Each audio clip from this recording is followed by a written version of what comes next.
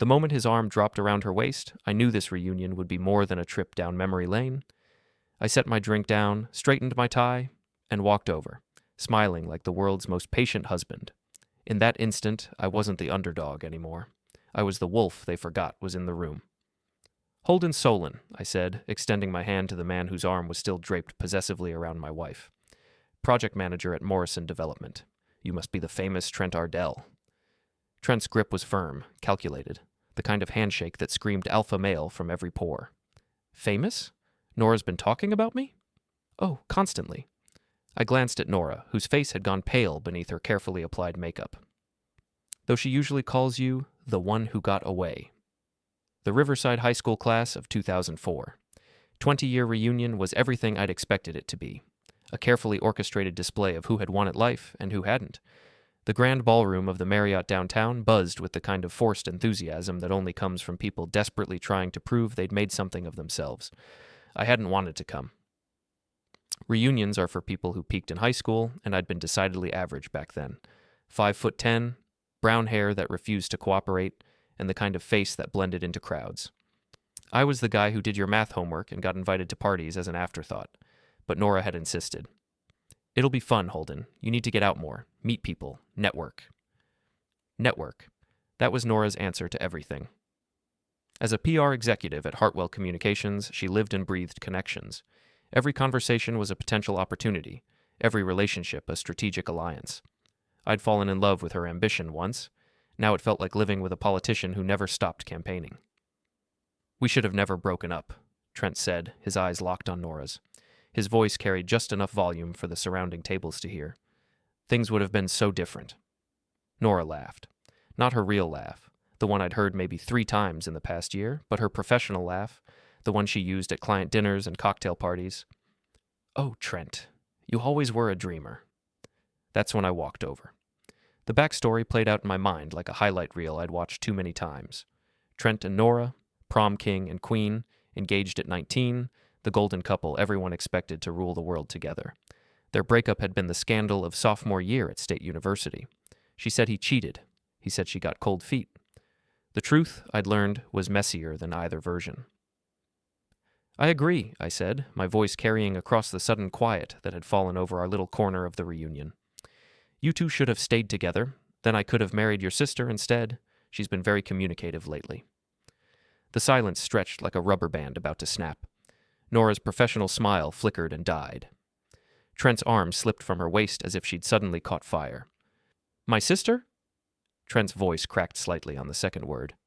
"Arielle. Lovely woman. We've been texting for months." I pulled out my phone, scrolled to her contact. "Would you like me to call her? I'm sure she'd love to hear from you." Nora found her voice first. "Holden, what are you talking about?" "Oh, I think you know exactly what I'm talking about." I handed her the valet ticket from my jacket pocket. "You can find your own way home tonight, or Trent can drive you. I'm sure he remembers the route." I turned to leave, then paused. "By the way, Trent, that development contract your company bid on last month, the one for my father-in-law's shopping center, interesting how that worked out, don't you think?" The crowd around us had grown. Phones were coming out. In the age of social media, drama traveled at light speed, and I just lit the fuse on a bomb that had been 20 years in the making. I walked away without looking back, but I could feel their eyes following me. The quiet, boring husband who just dropped a nuclear weapon in the middle of their perfect reunion fantasy. My phone buzzed as I reached the lobby, a text from Arielle. "How did it go?" "Better than expected," I typed back. "Much better." The valet brought my Honda Accord around, practical, reliable, everything Trent's lifted pickup truck wasn't. As I drove home through the familiar streets of our suburban neighborhood, I thought about the 3 months that had led to this moment. 3 months of discovering just how naive I'd been about the woman I'd married 15 years ago. It started with a text message in March. I was working late in my home office, reviewing blueprints for a strip mall renovation, when my phone buzzed. "This is Arielle Seldor, Trent's sister. We need to talk." I stared at the message for a full minute before responding. I'd met Arielle exactly twice. Once at Nora's engagement party to Trent back in college, and once at a chance encounter at the grocery store about 5 years ago. She'd been polite both times, nothing more. "About what?" I typed back. "About what my brother and your wife have been doing behind your back." The words hit me like a punch to the stomach. I set down my coffee and really looked at my phone screen as if the message might rearrange itself into something less devastating. I think you have the wrong number. I wish I did. Can we meet? Tomorrow lunch? The Olive Garden on 5th Street? Noon? I didn't sleep that night. I lay in bed next to Nora, listening to her breathing, studying the familiar curve of her shoulder in the darkness. She'd come home from her book club meeting around 10:30, kissed my cheek absently, and gone straight to her evening routine. Shower, skincare, quick check of her phone before plugging it into the charger on her nightstand. Her phone. How many nights had I watched that ritual without really seeing it? The quick scroll through messages, the slight smile that sometimes crossed her face, the way she angled the screen away from me without seeming to realize she was doing it. The next day dragged like a root canal. I pushed papers around my desk, attended a meeting about parking lot resurfacing, and tried to focus on anything except the approaching lunch appointment. At 11:45, I told my assistant I'd be out for an hour and drove to the restaurant with my hands shaking on the steering wheel. Arielle was already there, sitting in a corner booth with her back to the wall. She'd aged well, better than Nora, if I was being honest. Her dark hair was shorter now, professional, and she wore the kind of understated business attire that suggested success without screaming about it. "Thank you for coming," she said as I slid into the seat across from her.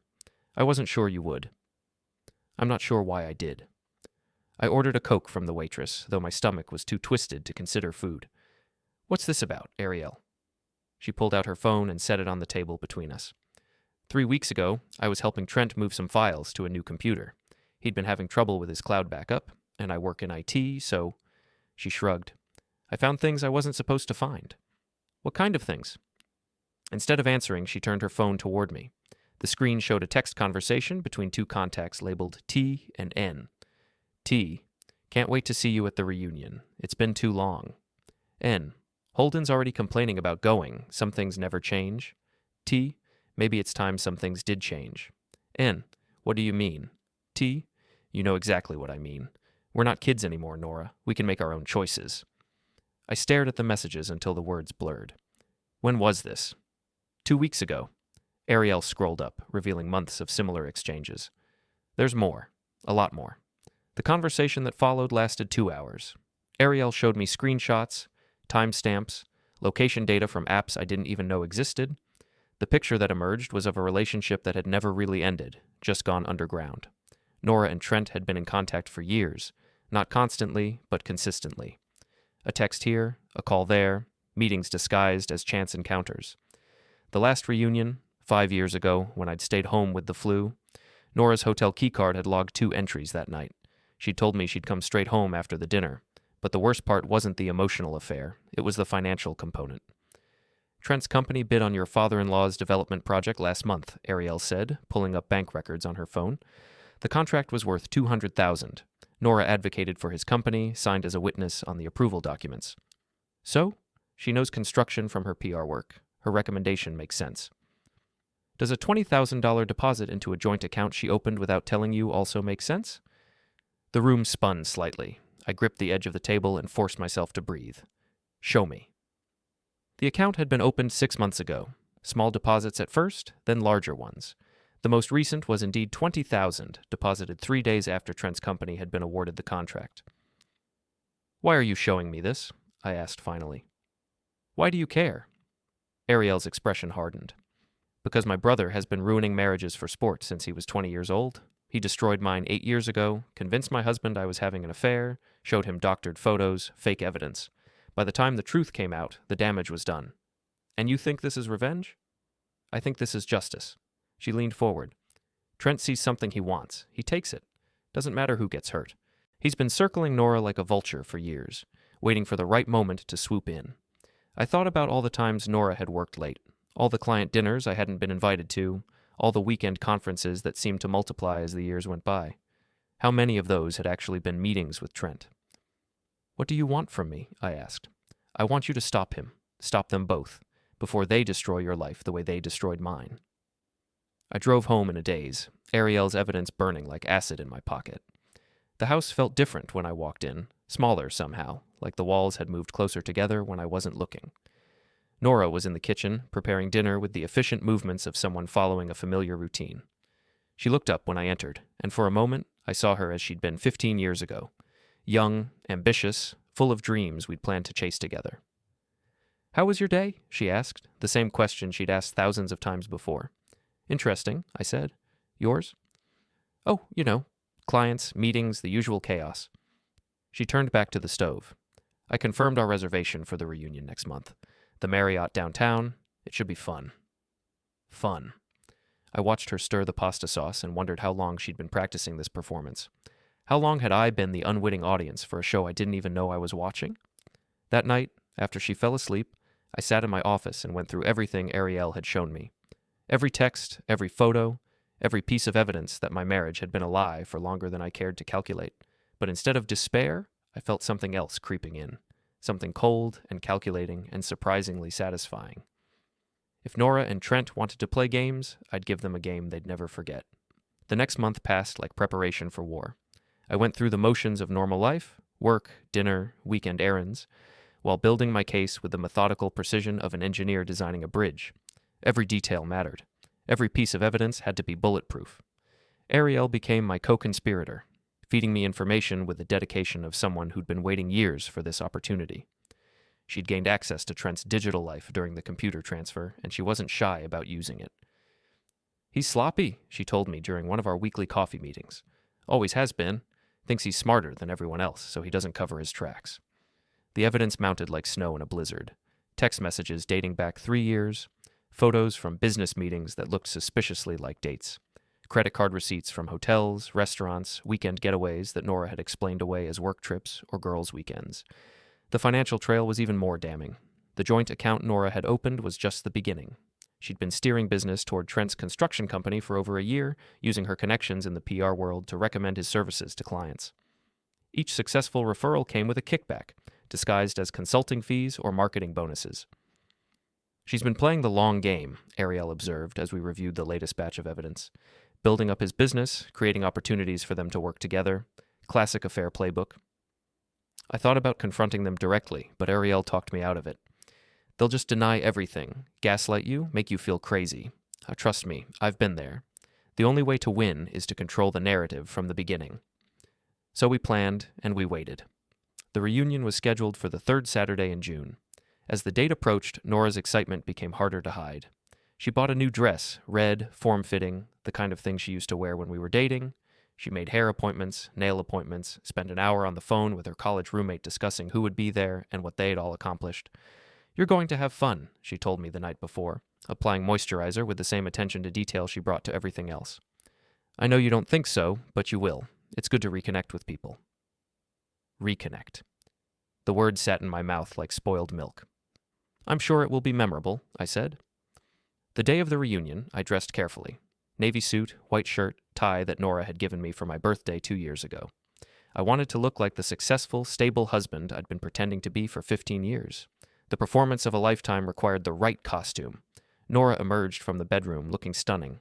The red dress hugged her curves in all the right places, and her dark hair fell in perfect waves around her shoulders.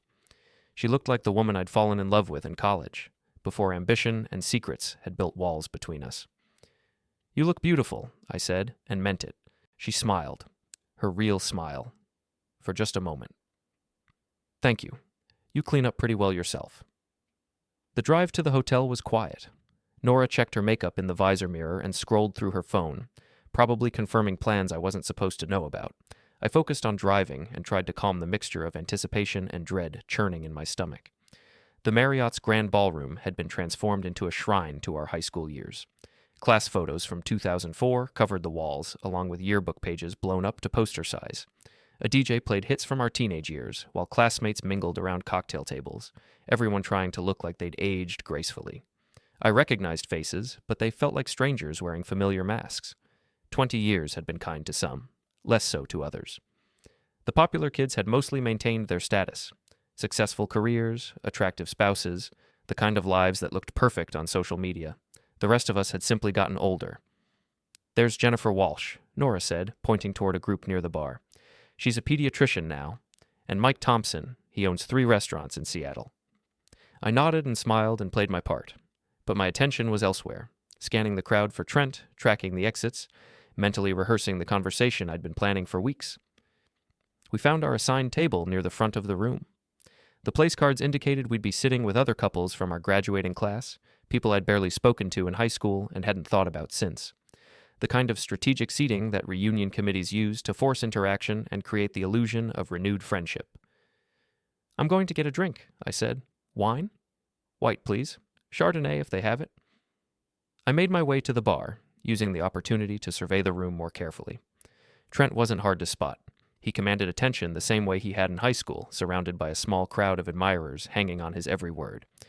He'd filled out since our teenage years, broader shoulders and a more solid frame, but he still had that easy confidence that had made him magnetic at 17. He was telling a story about some construction project, gesturing with his hands, making the group laugh at all the right moments, the same charm that had won him prom king and student body president, now deployed in service of adult networking and ego maintenance. I ordered our drinks and continued watching. Nora appeared at his elbow as if summoned by invisible signals, slipping into the group with practiced ease.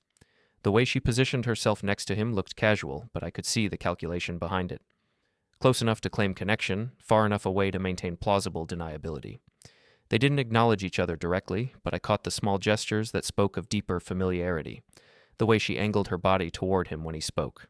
The brief touch of her hand on his arm when she laughed. The quick glance they shared when someone mentioned old times and might-have-beens. I returned to our table and handed Nora her wine. She accepted it with a distracted smile, her attention already drifting back toward Trent's group. "Interesting crowd," I said. "Mm-hmm. Everyone looks so different. But the same, you know?" I knew exactly what she meant. The faces had aged, but the dynamics remained frozen in amber. The popular kids still commanded the center of attention. The quiet ones still lingered at the edges. And the couples who'd been destined for each other still felt the pull of unfinished business. Dinner was served. Rubber chicken and overcooked vegetables that somehow cost $60 per plate. The conversation at our table ranged from career updates to children's accomplishments to carefully edited versions of the last 20 years. Everyone had succeeded beyond their wildest dreams, if you believed the stories being told. I participated when required, but most of my attention was focused on the table where Trent was holding court. He'd changed seats during dinner, maneuvering himself closer to where Nora and I were sitting, close enough that I could hear fragments of his conversation, catch the occasional glance in our direction. "The construction business has been incredible," he was saying to a former classmate who'd asked about his work. "We just landed a major development contract, shopping center, mixed-use residential, the kind of project that sets you up for life." My project, the one Nora had helped him secure. After dinner, the DJ cranked up the volume and people began migrating to the dance floor. The lights dimmed, and suddenly we were all 17 again, swaying to the same songs that had played at our senior prom. That's when Trent made his move. He approached our table with the easy confidence of someone who'd never been rejected, never been told no, never had to question whether he was welcome. "Nora Caldwell," he said, using her maiden name. "May I have this dance?" She looked at me, a question in her eyes that I recognized as pure performance, the dutiful wife asking permission while already knowing what answer she wanted. "Of course," I said. "I'll just finish my drink." I watched them walk to the dance floor together, Trent's hand resting lightly on the small of her back. They found a spot near the center, where the lighting was soft and romantic, where they could be seen by anyone who cared to look. The song was "Amazed" by Lone Star, the same song that had played during their senior prom dance, according to Arielle's intelligence gathering. Trent pulled Nora close, closer than appropriate for a dance between old friends, and she led him. They moved together like they'd been practicing, like muscle memory was taking over from rational thought. Other couples danced around them, but they seemed to exist in their own bubble, lost in whatever fantasy they were constructing about roads not taken and chances not seized. That's when Trent made his fatal mistake. He leaned down and whispered something in her ear. She laughed, that professional laugh again, and shook her head. But she didn't pull away. If anything, she moved closer. Then his arm tightened around her waist, possessive and familiar, and he spoke loud enough for the surrounding couples to hear. "We should have never broken up." And she laughed again, like it was all a wonderful joke, like the idea of them together was charmingly nostalgic instead of a betrayal of everything she'd promised me 15 years ago. That's when I stood up, straightened my tie, and walked onto the dance floor to deliver the performance of my lifetime. The music seemed to fade as I approached them, though I knew that was just my adrenaline playing tricks with my perception. Other couples continued swaying around us, but I felt like we were the only 3 people in the room. "Mind if I cut in?" I said, my voice carrying just enough edge to make nearby dancers turn and look. Trent's arm remained around Nora's waist. "Actually, we were just..." I wasn't asking you, I said, meeting his eyes directly. I was being polite. The challenge hung in the air between us like smoke. Trent was bigger than me, more physically imposing, but there's something about righteous anger that levels the playing field. He could sense it too, the shift in dynamics, the way the conversation had suddenly become about more than a simple dance. Of course, he said finally, stepping back with exaggerated courtesy. She's all yours. Yes, I said, taking Nora's hand. She is. But instead of dancing, I let her off the floor, through the crowd of onlookers who were trying to pretend they weren't watching, toward a quieter corner of the ballroom. Trent followed, as I'd known he would. Men like him couldn't resist an audience, especially when they thought they held all the cards. Holden, what's gotten into you? Nora asked, her PR training kicking in as she tried to diffuse what she could sense was about to become a scene. Nothing's gotten into me, I said. I'm just tired of pretending. Pretending what? I looked at her, really looked at her, and saw the woman I'd married alongside the stranger she'd become. The ambitious college student who'd chosen security over passion, stability over excitement, who'd spent 15 years convincing herself she'd made the right choice while never quite letting go of the alternative. Pretending I don't know about the text messages, the hotel meetings, the joint bank account you opened 6 months ago. Her face went pale beneath her carefully applied makeup. I don't know what you're talking about. Room 608 at the Hampton Inn, March 15th.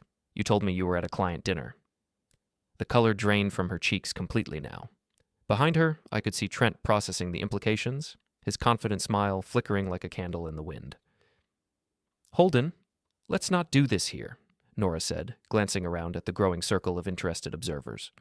Why not here? This is where it started, isn't it? Where you two decided that 20 years was long enough to wait? Trent stepped forward, trying to reclaim control of the situation. Look, man, I think there's been some kind of misunderstanding. The only misunderstanding, I said, turning to face him directly, was thinking I wouldn't find out. But your sister has been very helpful in clearing things up. The mention of Arielle hit him like a physical blow. His eyes widened, then darted around the room as if she might materialize from the crowd of onlookers. Arielle? Nora's voice was barely a whisper.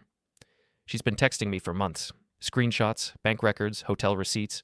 Did you really think you could run a 2-year affair and a financial scam without leaving any evidence? The crowd around us had grown larger, phones coming out as people realized they were witnessing the kind of drama that would be talked about for years. In the age of social media, moments like this lived forever. You're crazy, Trent said, but his voice lacked conviction. You're having some kind of breakdown. Am I?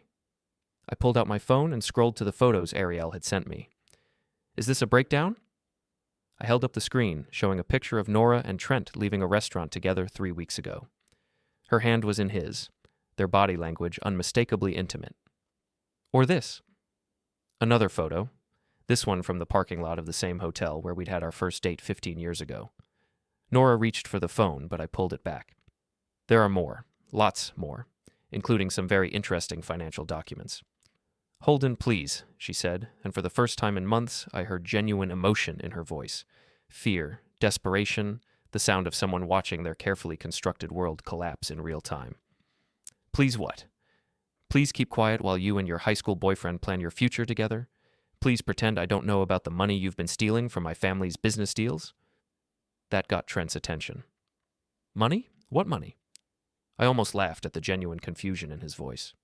She didn't tell you about the kickbacks? The consulting fees you've been paying her for steering contracts your way? Now it was Trent's turn to look at Nora with dawning understanding. The Morrison account, the shopping center deal? $20,000, I said. Deposited 3 days after you got the contract. Want to see the bank records? The silence stretched like a rubber band about to snap.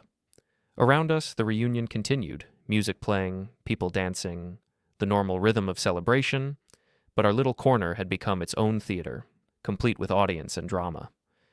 I can explain, Nora said finally. I'm sure you can. You're very good at explanations, very creative. I looked around at the faces watching us, recognizing some from high school, others from Nora's professional network. But I don't think this is the right audience for that conversation. I reached into my jacket pocket and pulled out the valet ticket, holding it out to her like a peace offering. You can find your own way home tonight, or Trent can drive you. I'm sure he remembers the route to our house. She stared at the ticket as if it were a snake that might bite her. You can't be serious. I've never been more serious about anything in my life. Holden, we can work this out. We can go to counseling, figure things out. Figure what out? How to better hide your affairs. How to launder money more efficiently. Trent tried one more time to assert control. Look, you're obviously upset, but nothing. I turned to face him directly. You want her? Take her. But understand that you're getting someone who's been lying to the person she supposedly loves for at least 2 years. Someone who's willing to steal from her own family for a quick payout. Someone who's been playing both of us while planning her exit strategy. I looked back at Nora, seeing her clearly for perhaps the first time in years. The reunion's everything you hoped it would be, isn't it? A chance to reclaim your youth, rewrite your history, pretend the last 20 years were just a detour instead of a choice. It's exactly what this is. I handed her the valet ticket again, and this time she took it with trembling fingers. Enjoy your second chance, both of you. I turned to walk away, then paused and looked back at the crowd of our former classmates who were still watching with fascination.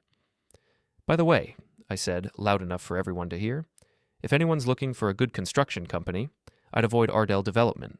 They have some interesting ideas about ethical business practices. The final touch was perfect. I could see Trent's face cycling through anger, embarrassment, and the dawning realization that his reputation, the most important thing in his world, had just taken a devastating hit in front of the people whose opinions mattered most to him. I walked away without looking back, my phone already buzzing with a text from Arielle. How did it go? Better than expected, I typed as I waited for the valet to bring my car. Much better. But as I drove home through the familiar streets of our neighborhood, I realized the confrontation at the reunion was just the opening act. The real show was about to begin. The house felt different when I walked in, lighter somehow, as if a weight I hadn't realized I'd been carrying had suddenly lifted. I loosened my tie, poured myself a scotch, and sat in my home office to plan the next phase. My phone had been buzzing constantly since I left the hotel. Text messages from classmates who'd witnessed the confrontation, a few missed calls from numbers I didn't recognize, and several messages from Arielle asking for details. I ignored them all and focused on the task ahead. The public humiliation at the reunion was satisfying, but it was just the beginning. Nora and Trent had spent years building their secret relationship while systematically betraying everyone who trusted them. They deserved consequences that matched the scope of their deception. I opened my laptop and began composing emails. The first went to Nora's boss at Hartwell Communications, along with copies of the financial records showing her kickback scheme. The second went to the Better Business Bureau, detailing Trent's practice of paying for referrals without disclosing the arrangement to clients. The third went to my father-in-law, explaining why his shopping center project had cost $20,000 more than necessary. Each email was carefully crafted, professional in tone, backed by documentation that would be impossible to dismiss or explain away. I wasn't interested in revenge for its own sake. I wanted justice, accountability, consequences that fit the crimes. By the time I finished, it was nearly 2 a.m. Nora still hadn't come home. I slept better that night than I had in months. No tossing and turning, no lying awake wondering what my wife was really thinking about. For the first time in years, I knew exactly where I stood. The next morning brought the first wave of consequences. My father-in-law called at 7:30, his voice tight with controlled anger. Is what you sent me true? He asked without preamble. Every word. I have documentation for all of it. That little... He caught himself before finishing the sentence. 20 years I've known that girl, treated her like my own daughter. I'm sorry, Bill. I know how much you trusted her. It's not your fault, son. You're not the one who chose to steal from family. The conversation was brief but decisive. By 8 o'clock, Bill had called his lawyer. By 9, he'd contacted Trent's company to discuss breach of contract and fraudulent billing practices. By 10, word was spreading through the tight-knit construction community about Ardell Development's questionable business practices. Nora's consequences came more slowly, but were ultimately more devastating. Her boss at Hartwell Communications was a woman named Patricia Hendricks, someone who'd built her reputation on ethical practices and transparent client relationships. The idea that one of her senior executives had been taking kickbacks from vendors was the kind of scandal that could destroy a PR firm overnight. Nora called me at 11:30, her voice shaking with barely controlled panic. Holden, what have you done? I told the truth. Something you might want to try sometime. Patricia wants to see me in her office in an hour. She's talking about suspension, investigation, possible termination. Sounds about right. This is my career we're talking about. Everything I've worked for. I almost laughed. Your career? You mean the career you've been using to run a side business in bribery and adultery? It wasn't like that. It was exactly like that. You took money in exchange for steering business to your boyfriend. That's called corruption, Nora. Most places frown on it. The silence stretched between us like a chasm. When she spoke again, her voice had changed, become harder, more calculating. You think you're so smart, don't you? You think you've won something? I think I've stopped something. There's a difference.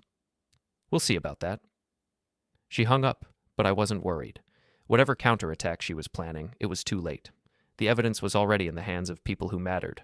Her boss, my father-in-law, the professional networks that defined both their careers.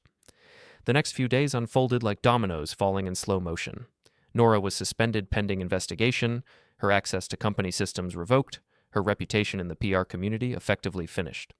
Trent's construction company lost 3 contracts in 2 days as word spread about his business practices. The shopping center deal was canceled entirely, with Bill threatening legal action to recover the fraudulent overpayments. But the most satisfying consequence came from an unexpected source: social media. Someone at the reunion had recorded my confrontation with Nora and Trent. By Tuesday morning, the video was making rounds on Facebook, Instagram, and TikTok, with commentary ranging from supportive to savage. The hashtag #ReunionRevenge was trending locally, and several news outlets had picked up the story as an example of how social media was changing the way people handled personal drama. Nora tried to control the narrative, posting her own version of events that painted me as an unstable husband having a public breakdown. But the financial evidence I'd shared with key people made her claims look desperate and self-serving. The court of public opinion had already reached its verdict. On Thursday, she moved out. I came home from work to find half the furniture gone, her clothes cleared from the closet, and a note on the kitchen counter explaining that she was staying with a friend while she figured things out. The friend, I assumed, was Trent. Though given how quickly his life had imploded, I wasn't sure he was in any position to offer sanctuary. That evening, Arielle called to check on me. "How are you holding up?" she asked. "Better than I expected. Different than I expected." "Any regrets?" I considered the question while looking around the half-empty house. 15 years of marriage, gone in less than a week. A life I'd thought was solid and permanent, revealed to be built on lies and self-deception. "No," I said finally. "No regrets." "Good, because I have some news you might find interesting." "What kind of news?" "The kind that suggests your soon-to-be ex-wife and my brother might not be as compatible as they thought." She was right. The pressure of having their secret relationship exposed, combined with the professional and financial consequences they were both facing, had apparently put a strain on Nora and Trent's reunion romance. According to Arielle's sources, and she had many, they'd had a spectacular fight 2 days earlier about whose fault the whole mess was. Trent blamed Nora for being careless with the financial arrangements. Nora blamed Trent for being too obvious at the reunion. Both blamed me for being vindictive and unreasonable. "They're staying in the same hotel room," Arielle told me, "but apparently they're not speaking to each other. The front desk has had noise complaints 3 nights running. It was almost enough to make me feel sorry for them. Almost." The divorce proceedings began the following week. Nora hired an expensive lawyer and tried to claim that I'd been emotionally abusive, that my public confrontation at the reunion was evidence of controlling and unstable behavior. Her attorney painted me as a vindictive husband who destroyed his wife's career out of spite and jealousy. My lawyer, a sharp woman named Catherine Mills, had a different perspective. "Your wife committed adultery and embezzled money," she told Nora's attorney during their first meeting. "My client has documentation of both. If she wants to make this a public trial, we're happy to present all the evidence in open court." The threat of further exposure was enough to bring Nora to the negotiating table. She agreed to a no-fault divorce with an equitable split of assets, in exchange for my promise not to pursue criminal charges for the embezzlement. It was more generous than she deserved, but I was ready to move on with my life. The final hearing was scheduled for a Tuesday morning in November. I wore the same navy suit I'd worn to the reunion, though it felt like a costume from a different lifetime. Nora sat across the courtroom with her lawyer, looking smaller somehow, diminished by the weight of consequences she'd never expected to face. The judge reviewed our agreement, asked the required questions, and granted the divorce with the kind of bureaucratic efficiency that reduced 15 years of marriage to a stack of legal documents. Afterward, in the hallway outside the courtroom, Nora approached me one last time. "I hope you're happy," she said. "I'm not happy or unhappy," I replied. "I'm free. There's a difference." She studied my face as if looking for some sign of the man she'd married, the quiet, accommodating husband who'd never questioned her stories or challenged her choices. "You've changed," she said finally. "No," I said. "I just stopped pretending to be someone I wasn't." She walked away without another word, her heels clicking on the marble floor like a countdown timer reaching 0. I watched her go, feeling nothing but relief. 6 months after the divorce was finalized, I ran into Jennifer Walsh at the grocery store. She'd been at the reunion, one of the witnesses to my confrontation with Nora and Trent, and I braced myself for awkward small talk about that night. Instead, she smiled and said, "You look good, Holden. Really good." I realized she was right. I'd lost 15 pounds without trying, started exercising again, bought new clothes that actually fit properly. The constant low-level stress of living with secrets and lies had lifted, leaving me feeling lighter and more energetic than I had in years. "Thanks. How are you doing?" "Good. Really good, actually." She paused, seeming to weigh her words carefully. "I wanted to tell you what you did at the reunion. That took guts. A lot of us were impressed." Impressed might be the wrong word. No, I think it's exactly the right word. You stood up for yourself when it mattered. That's not something everyone can do. We talked for a few more minutes about work, mutual friends, the normal stuff of casual conversation. But as I drove home, I found myself thinking about her comment, standing up for myself when it mattered. For most of my adult life, I'd been the accommodating one, the peacekeeper, the person who avoided confrontation at all costs. I'd convinced myself that was maturity, wisdom, the behavior of someone who understood that relationships required compromise. But there's a difference between compromise and capitulation, between choosing your battles and never fighting at all. The reunion had been my line in the sand, the moment when staying quiet became more costly than speaking up. And while the consequences had been dramatic and life-changing, I couldn't bring myself to regret the choice. My phone buzzed with a text from Arielle. "Dinner tomorrow? I have news." We'd been meeting regularly since the divorce, initially to coordinate our respective campaigns against Trent and Nora, but increasingly just as friends. She was smart, funny, and refreshingly direct, qualities I'd forgotten I valued after years of navigating Nora's carefully managed communications. "Good news or bad news?" I texted back. "Depends on your perspective." We met at a small Italian restaurant downtown, the kind of place with checkered tablecloths and wine served in actual glasses instead of plastic cups. Arielle was already there when I arrived, studying the menu with the focused attention she brought to everything. "So what's the news?" I asked after we'd ordered. "Trent's moving to Phoenix. His business here is basically finished, and apparently he has a cousin out there who's willing to give him a fresh start." "And Nora?" "That's the interesting part. She's not going with him." I raised an eyebrow. "Trouble in paradise?" "More like reality setting in. Turns out their great reunion romance was mostly about nostalgia and revenge. When they actually had to live together and deal with real-world consequences, the magic faded pretty quickly." She was right, of course. Nora and Trent's relationship had been built on fantasy, the idea of reclaiming their youth, rewriting their history, proving that they'd made the wrong choices 20 years ago. But fantasy doesn't survive contact with reality, especially when that reality includes professional disgrace, financial pressure, and the kind of public scrutiny they'd both brought on themselves. "What's Nora doing now?" I asked, surprised to find that I was genuinely curious. "Working for a small firm in the suburbs, making about half what she used to make, and that's before you factor in the legal fees and the money she had to pay back to your father-in-law." I thought about that for a moment. Nora had always been driven by ambition, by the need to climb higher, earn more, achieve greater success than her peers. The idea of working for a small suburban firm, making less money than she'd made 5 years ago, would be devastating to her sense of self-worth. "Do you feel sorry for her?" Arielle asked, reading my expression. "Sometimes," I admitted. "Not for the consequences, she earned those, but for the choices that led her there. The need to always want something different, something more, something just out of reach." "That's very generous of you." Or very naive. I'm still working on figuring out the difference. We ate in comfortable silence for a while, the kind of quiet that comes from two people who've been through something significant together. Arielle had been my ally, my co-conspirator, my source of information and support during the most difficult period of my adult life. But she'd also become something more, a friend, a confidant, someone whose company I genuinely enjoyed. "Can I ask you something?" she said as we finished our main courses. "Sure." "Do you ever wonder what would have happened if things had been different? If Nora had chosen differently? If Trent had been a better person? If you'd spoken up sooner?" I considered the question carefully. It was something I'd thought about often in the months since the reunion, during the long evenings in my half-empty house when the silence felt oppressive and the future seemed uncertain. "I used to," I said finally. "But I've come to realize that wondering about alternate histories is just another form of living in fantasy. The choices we make define who we are. Nora chose to have an affair and steal money. Trent chose to manipulate and betray people who trusted him. I chose to finally stop accepting unacceptable behavior. And now? Now I'm choosing to build something new instead of mourning something that was never as good as I thought it was.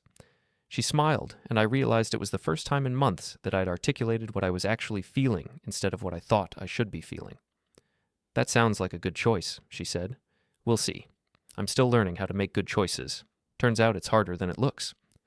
After dinner, we walked to our cars in the restaurant parking lot. The evening was cool but pleasant, with the kind of crisp air that made everything feel possible. Holden, Arielle said as we reached her car. Yeah? I'm glad you texted me back that first day. When I reached out about Trent and Nora. I'm glad you reached out. I don't know how long I would have stayed blind to what was happening.